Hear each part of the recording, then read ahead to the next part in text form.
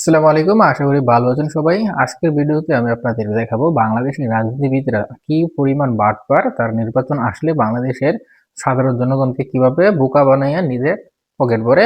তো ভিডিওটি দেখুন, তারপরে কথা বলবো। প্রবাসী স্বপ্নের সেতুর শুভ উদ্বোধন ঘোষণা করবেন প্রবাসী মোহাম্মদ জিয়াউর রহমান।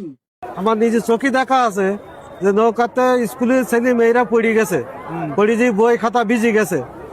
তখন তো আমার মনে মনে ইচ্ছা যে আল্লাহ যদি আমার তৌফিক দেয় আমি এই ব্রিজটা যদি করে দিতে পারি তো করে দেবো। ব্রিজটা করে দিছি আমি, যাতে এই দুই গ্রামের যোগাযোগ ভালো হয়। এই সেতুটার দৈর্ঘ্য কতটুকু আছে? 320 ফুট, 6 ফুট আর 5 লক্ষ টাকা, 15 টাকা আমার নিজের টাকা।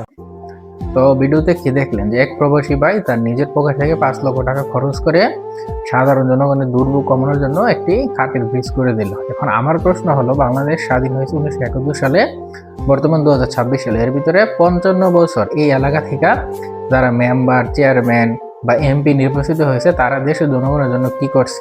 তারা নিশ্চয়ই নির্বাচনের সময় জনগণকে বলছে আমাকে ভোট দাও, আমি তোমাদের জন্য এই করবো সেই করবো, কিন্তু রেজাল্ট কি, ফলাফল কি? একেবারে জিরো। বাংলাদেশ স্বাধীন হয়েছে 55 সাল হয়েছে, এই 55 সালে বাংলাদেশে আপনি কি পরিমাণ উন্নত দেখতে পারছেন? কিন্তু যখন নির্বাচন আসে তখন দেখবেন যে এই যারা নির্বাচনে দাঁড়ায় তারা জনগণকে বোঝায় আমাকে ভোট দিলে আমি বাংলাদেশকে সিঙ্গাপুর, আমেরিকা, লন্ডন, কানাডা বানিয়ে দিব, কিন্তু বাংলাদেশ আগের থেকে আরো নিচে যায়। আর যারা নির্বাচিত হয় তারা আমেরিকা, লন্ডন, কানাডায় নিজের ঘর বাড়ি কিনে।